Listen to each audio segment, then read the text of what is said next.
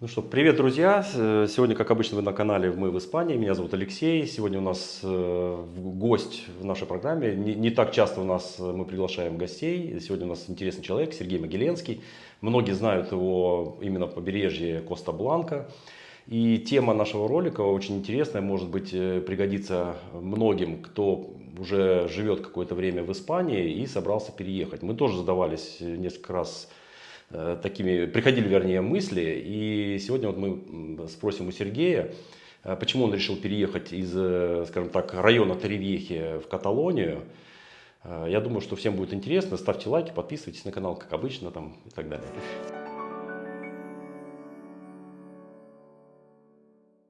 Сергей, расскажи немножко о себе. Да, ну, во-первых, здравствуйте, да, спасибо за приглашение, возможность пообщаться с вами, это хорошая возможность поделиться своими знаниями, потому что я здесь живу уже 10 лет в постоянном режиме, до этого 2 года был таким дачником, который приезжал на время, уезжал. Ну и, собственно, спустя 10 лет уже пришел к тому, что в жизни нужно что-то менять, нельзя засиживаться, застаиваться, нужно, чтобы было какое-то движение. Ну, и, собственно, было принято решение переезжать в Барселону. То есть это не пригород, это вот центр, это как бы вот такая атмосфера шумного города. Ну, здесь, если говорить о причинах, наверное, главное это то, что все-таки я человек большого города. Я в своей стране жил, соответственно, да, тоже в крупном городе. И Раскрой, откуда я ты. из Москвы. Мы из Санкт-Петербурга. Вот. То есть мы тоже, Да. тоже это самое Тоже столица, почувствовали. но Мы тоже культурная. почувствовали, что здесь немножко такой, как дачный режим жизни. Да, ну и, соответственно, приехав сюда, первые годы я наслаждался этим дачным режимом, и плюс я очень благодарен Торревьехе за то, что она дала мне возможность интеграции достаточно быстрой, потому что, приехав сюда, я не говорил по-испански совсем. То есть нужно было проходить административные процедуры, это водительские права, это изучать язык, да. Перебью. Я, кстати, мы еще до момента, когда переезжали, я смотрел видео, просто стал искать, думаю, какие трудности столкнусь после того, как переедем в Испанию. И первый ролик мне на тот момент выпал, как теперь я понимаю, что Сергей Могиленский, который шел, выбирал автошколу. И я тут задумался, еще и права надо здесь получать. Стал изучать эту тему. А до этого у меня были вообще эти розовые мечты, как говорится. Да. Ну, я стараюсь делиться такими лайфхаками, да, то есть тот путь, который прошел я, на самом деле, 10-12 лет назад не была так развита вот эта инфраструктура соцсетей, и многие вещи приходилось делать или самому, набивая шишки, или с помощью таких помогаторов, которые порой брали за свои услуги неадекватные деньги, но это я узнал уже потом, да, когда это все проходишь, на своем опыте деваться некуда, заплатишь еще и спасибо скажешь. Вот, поэтому я как-то старался делиться, когда уже свой опыт приобрел. Торревьехе спасибо за удобную возможность интеграции, потому что, да, то есть здесь очень удобно новым релокантам, потому что вся инфраструктура здесь и на родном там языке, на русском, на украинском, на английском. Те, кто владеет английским, тоже себя здесь комфортно чувствуют. Например, вот эта зона, где мы находимся сейчас, Ориола Коста, это Кампо-Амор, да, Кабо-Рой.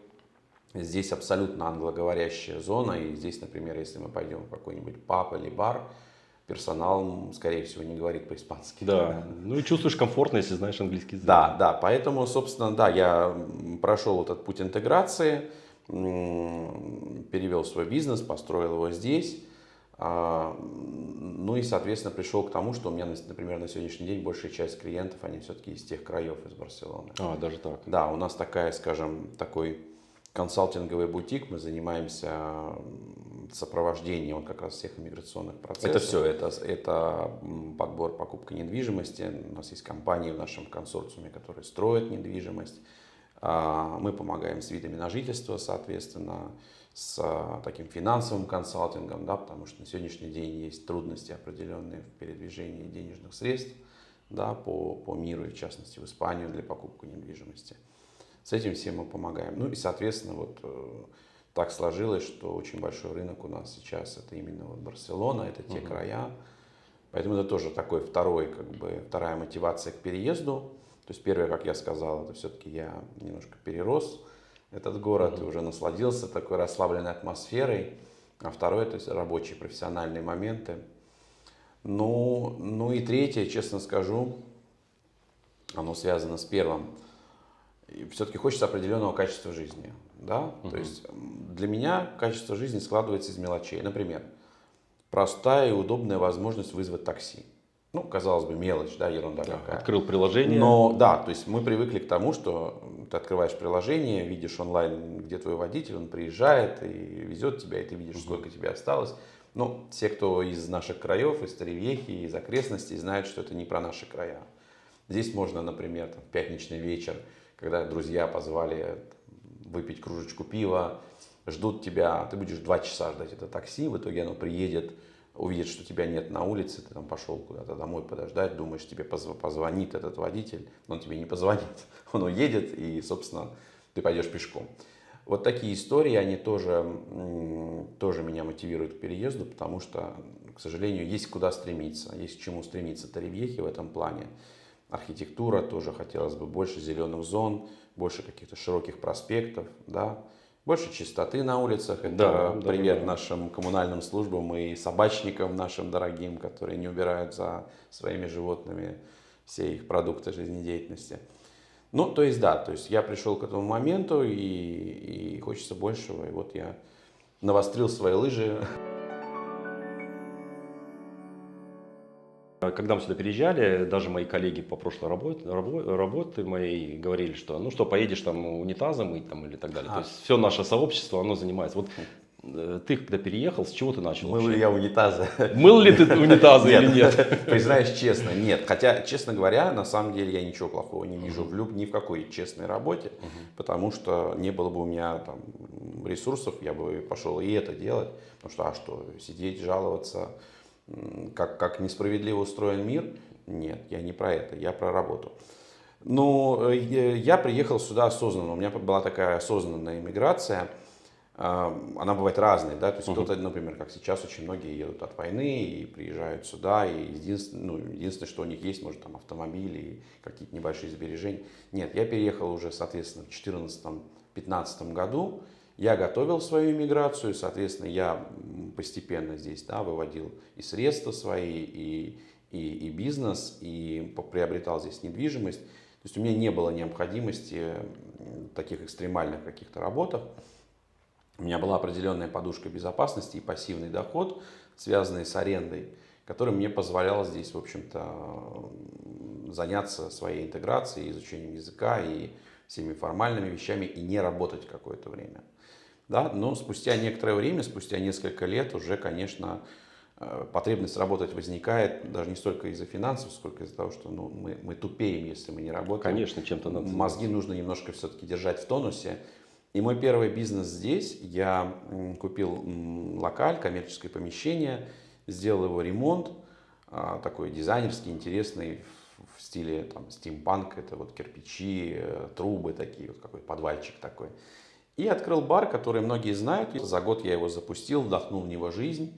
Как мне кажется, этот проект успешен, потому что через год я его передал под распасу. Это такая форма, когда ты само помещение сдаешь в аренду, а бизнес продаешь. Да? То есть вот бизнес я этот продал, сейчас уже там на правах арендодателя, но прошло уже, сколько уже, 6,5, почти 7 лет. Бар живет, бар известен, да, он поменял, конечно, поменял характер, там немножко концепт поменялся, но название живет, бар живет, у людей на слуху, и я этому очень рад, что к этому тоже приложил руку. А вот по образованию, у тебя какое образование? Я юрист. Ты юрист, а вот здесь ты подтверждал юридическое образование? Здесь да, конечно, я здесь прошел путь подтверждения, путь homологации. Здесь я открыл официальную фирму Хисторию, в которой, да, у меня тоже работают и специалисты по направлениям. То есть, к этому я пришел еще позже. То есть после вот этой истории с баром я в какой-то момент понял, что нет, надо возвращаться к корням. Надо, тем более, что, кстати, мотивировали подписчики, и там виртуальные друзья, и реальные, которые говорили, посмотри, как ты четко объясняешь, например, там, основы модификации ВНЖ без права на работу во что-то другое, да, и посмотри, как ты это хорошо делаешь. А нам вот адвокат испанский сказал вообще другое и был неправ, так что ты сидишь, иди и делай эти услуги, оказывай их профессионально. И вот это меня тоже смотивировало, и я этот путь тоже начал, в итоге прошел. Сейчас у нас такая достаточно крупная, как я сказал, фирма, такая бутиковая история, и мы всеми этими услугами занимаемся. Мы, кстати, сталкивались тоже вот именно с общением с испанскими адвокатами, и бухгалтер у нас тоже в компании.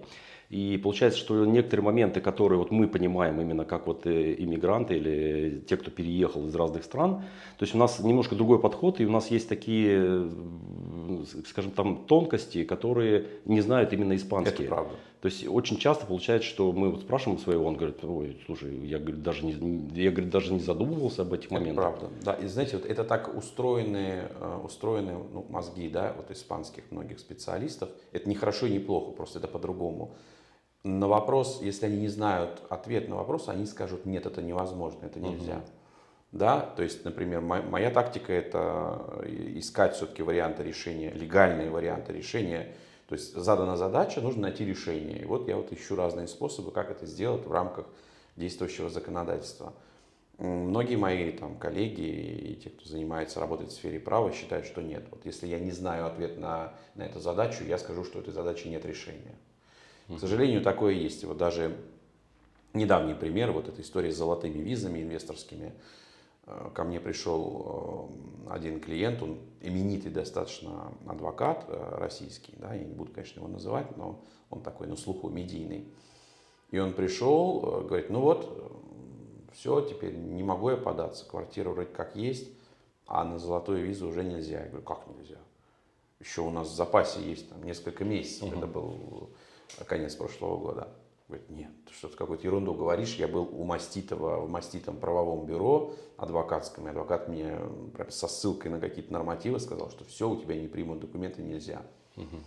Но в итоге я не знаю, поверил ли он мне или нет в тот момент, но когда он получил инвесторские ВНЖ, для этого российского адвоката был срыв шаблона. Как это можно вот давать такую консультацию и не владеть базовыми вещами. Но это скорее исключение из правил, потому что в основном, конечно, все компетентные. Ты ждал 5-летнего периода, вот это когда нолукратива там и так далее? Вот мы приехали, мы тупо сидели 5 лет, ну у нас был там пассивный свой бизнес. Я не ждал, мне свербило, мне хотелось какой-то активности. Я получил первый свой ВНЖ на год, нолукратива, без права на работу, продлил его, тогда выдавали еще на 2 года продление, сейчас выдают на 4. Если это рабочий уже ВНЖ, если не рабочий, так и осталось 1+2+2. Я его продлил, чтобы уже быть уверенным, что у меня в запасе 2-летняя карточка, и сразу же подался на модификацию. Я модифицировал этот ВНЖ нолукратива в por cuenta propia с правом работы на самого себя по бизнес-плану. То есть я сделал бизнес-план определенный, согласовал его, получил одобрение и, собственно, модифицировался. И вот я, соответственно, первая 2-летка и вторая 2-летка уже был как аутономум, предприниматель индивидуальный. Ну и, соответственно, дальше уже 5-летний ВНЖ, который, он даже не 5-летний, он постоянный, он larga duración, с обязанностью каждые 5 лет менять карточку.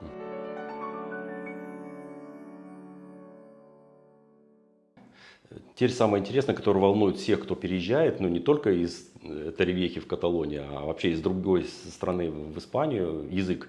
Язык. С чего ты начал? Как ты изучал язык? Язык я бы разделил на 2 этапа изучения языка. Но это опять-таки это мой опыт. У каждого свои какие-то особенности и свои способы более оптимальные. Да? Вот для меня была оптимальная следующая история.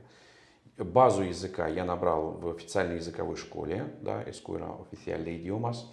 Они есть во всей Испании, эти школы. Они абсолютно бюджетные, стоят там небольших денег, в год, по-моему, 90 или 100 евро за академический год обучения. И в этой школе я начал учить язык, получил базу, да, ну, структуру языка, какие-то определенные правила грамматические, да. Но в какой-то момент я понял, что мне нужна практика. И с практикой мне как раз вот помог мой первый бизнес, вот эта барная история, когда хочешь не хочешь, а все равно нужно общаться и с поставщиками, и с гостями, и со всеми, да, и с государственными, муниципальными органами.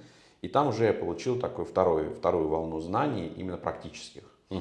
Мне кажется, это такая хорошая форма, потому что многие мои друзья, хорошие приятели, зациклившись на теоретической части, я вижу, что у них очень грамотная, структурная, правильная речь, но для них составляет огромного труда бытовое общение. Потому что прежде чем сформулировать фразу, они 10 раз думают, как сказать ее правильно, жутко боятся сделать ошибку. И это приводит к тому, что у них разговорная речь именно очень неестественная, да, и медленная. Поэтому мне кажется, вот разбить на 2 этапа, получить определенную базу в теоретическую в школе языковой, а потом практиковать. Но практиковать можно, опять-таки, в тех же школах во многих есть разговорные курсы именно, да. То есть важно слышать язык. Более того, скажу вам, что испанцы в своей бытовой речи применяют меньшее количество времен, которым учат в Ну, мы это тоже школах. замечаем и регулярно причем. Да. И порой даже говорят, и потом здесь тоже мы находимся в такой зоне, где есть и испанский язык, например, там и латинский, и аргентинский со своими определенными произношениями, да, щуя какая-то, да. То есть, здесь важно слышать язык, важно его слышать и изучать его гораздо удобнее и комфортнее в каком-нибудь испанском типичном баре или общаясь с испанскими знакомыми или друзьями. Для меня такая форма изучения была успешной. Вот расскажи, почему именно, вот еще раз, ты же ездил по Испании, почему ты все-таки решил Каталонию? И расскажи немножко про Каталонию. Чем она лучше, скажем так? Я не могу сказать, что я ее хорошо знаю, да, потому что все-таки для того, чтобы ее узнать, нужно там пожить именно в постоянном режиме достаточно долго. Но я ориентируюсь на ощущения. То есть я приезжаю, если мне хорошо, если мне комфортно в этом городе. То есть ты съездил, тебе очень понравилось? Да, я по работе достаточно часто там бываю. Я бываю, в общем-то, и в Мадриде. В путешествиях тоже я объездил север Испании, вот недавно буквально. Но север Испании, честно вам скажу, мне не зашел. Мне не зашел, не знаю почему. Может быть, все-таки мне не хватило ощущения мегаполиса. Потому что даже Бильбао, например, это точно не мегаполис. Да. Вот. А Барселона, мне хорошо там. Я прихожу, я сажусь на террасу какого-нибудь кафе, и я смотрю на людей, и смотрю на улицы, на машины, и мне там комфортно. И в этом, наверное, есть какая-то рациональная составляющая. Мне нравится удобный сервис. Мне нравится, что если я в воскресенье в 3 часа дня хочу что-то съесть вкусное и чем-то запить, то я не столкнусь с проблемой, что выбора нет никакого. Да, все равно работает. Все равно найдешь что-то, что работает. Мне нравится, что там много проходит культурных мероприятий. Вот я у чата GPT вчера спросил, скажи, какие события будут в мае в Барселоне, например, для русскоговорящих. Он выдал огромный список, приезжает огромное количество артистов. Неважно, интересны эти артисты мне или нет, но там и Арбакайте, и Ляпис Трубецкой. Варианты есть все равно. Кто-то еще. То есть варианты есть на любой вкус и на любой запрос. Плюс музеи, конечно, мировые, и логистика, инфраструктура удобная. И, кстати, если говорить о ценах, такой интересный вопрос. Вот мой личный вывод, что если мы говорим не об аренде жилья, а о том, что у тебя будет жилье свое, то разница в цене на жизнь, она не такая уж и ощутимая. Кстати говоря, если говорить о ценах, я знаю, что цены в Торревьехе, например, на аренду подскочили очень сильно. Да. И, например, если в Барселоне неплохая квартирка в аренду будет стоить от 1500, например, да, и плюс, и выше, то в Торревьехе не намного дешевле. Не намного дешевле. Да, пусть там 1000, то есть это такие сопоставимые цены. Что касается продуктов, может быть, или чуть дороже, или столько же. Да? Но есть вещи, которые дешевле. Например, такси. За 9-10 евро я доеду из одного края Барселоны в другой. Здесь Как в Дубае. Да, но здесь за 25 я доеду из Торревьехи до Лозенни, до торгового центра. Да? Поэтому я думаю, что в целом уровень жизни сопоставим, если мы не говорим все-таки об аренде. Аренда, конечно, в Барселоне подороже.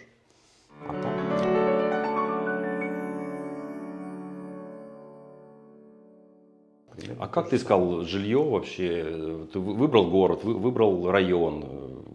Дальше обращался к какое-то агентство недвижимости или ты уже на уровне местного жителя? Я поскольку сам сапожник с сапогами, я знаю, как искать недвижимость. Есть крупные порталы, все они знают. То есть я понимаю, какой район мне был бы интересен. Да, например, если про меня говорить, мне нравится район Эшампле правый, да, то есть это такой респектабельный центр, безопасный. Кстати, там вот с воровством ситуация благополучная, особо не воруют. Это не Раваль, там можно спокойно ходить по улицам. Ну а дальше все просто. Открываешь портал и ищешь, и сравниваешь. В Барселоне история такая, что скорее покупатель охотится за продавцом. То есть хорошие варианты квартиры не застаиваются. Бывает так, что на одну квартиру несколько претендентов. Как в моем случае было. Ту квартиру, которую я себе присмотрел. Вот в день просмотра было 5 семей, которые смотрели эту квартиру.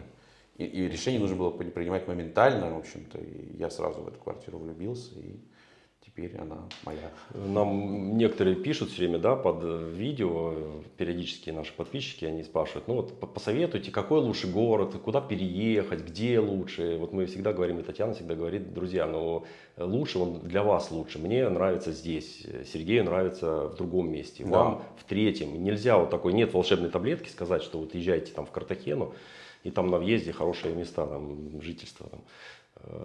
Поэтому вот что бы ты порекомендовал бы или там посоветовал людям, которые вот такие вопросы задают? Ну, мне кажется, ты прав абсолютно. Здесь советовать сложно, потому что, например, множество моих друзей, у них абсолютно обратная ситуация. Они прожили много лет в Барселоне или в Мадриде, они переехали сюда, и они абсолютно счастливы. Они кайфуют от этого вот моря, от расслабленности, от того, что ты в шлепанцах и шортах выходишь из дома, идешь по променаду, и каждая встречная собака тебя знает.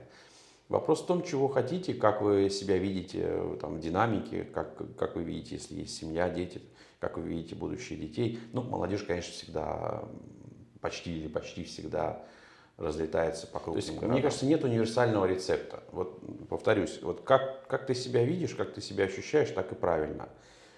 Если тебе комфортно здесь, единственное, что я не принимаю и никогда не понимал, это когда некоторые люди живут, например, в Торревьехе, и говорят, господи, как здесь все плохо, как здесь все ужасно, но продолжают упорно здесь жить. Мой принцип, не нравится, меняй. Абсолютно. Не меняешь, не ной. Все правильно. Поэтому, если людям здесь комфортно, ну, здесь много хорошего. Здесь, как ты правильно сказал, здесь есть хорошие возможности интеграции. Весь сервис на родном языке, все вывески на родном языке, врачи, не знаю, там, все что угодно, бары, кафе, все без необходимости прилагать усилия и учиться. Но лично мне этого хватило, я в определенный период своей жизни радовался, кайфовал, мне было хорошо. Но потом душа запросила другого, и вот я уже, собственно, одной ногой в Барселоне.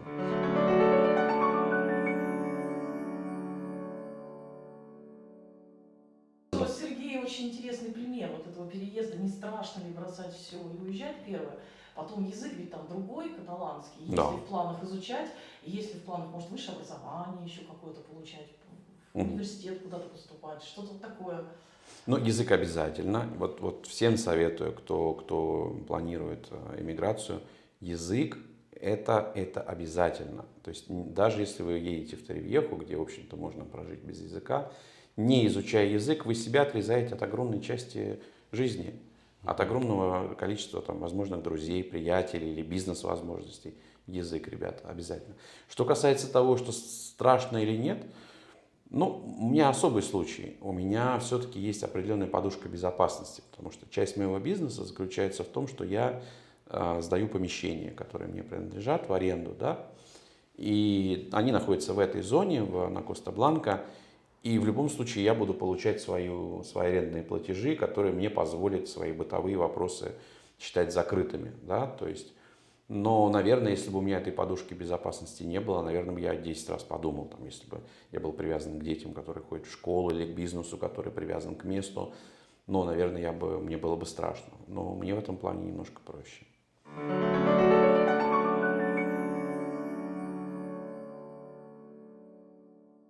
Ну что, Сергей, благодарю, что ты откровенно с нами побеседовал. Надеюсь, что сделаем вторую серию, как мы в Барселоне. В Барселоне, да, мы уже посмеялись на эту тему. Спасибо за откровенный разговор. Друзья, если у вас остались какие-то вопросы, пишите под видео обязательно. Пишите свои, как я обычно говорю, замечательные комментарии. Незамечательные не пишите. Если что, сотрем. Да. Пожелать можно простого ощущения счастья. И на самом деле вот есть такая фраза: мы сами кузнецы своего счастья. Поэтому, как я сказал, если что-то хочется поменять, не бойтесь менять. Понятно, что иногда это страшно или иногда это боязно, что будет дальше. Но, как говорила одна моя знакомая, лучше сделать и пожалеть, чем не сделать и пожалеть. А еще лучше, конечно, сделать и не пожалеть. Совершенно верно. Спасибо. Так что, все, на этой ноте всем удачи, добра, позитива, как обычно. Чао, hasta luego.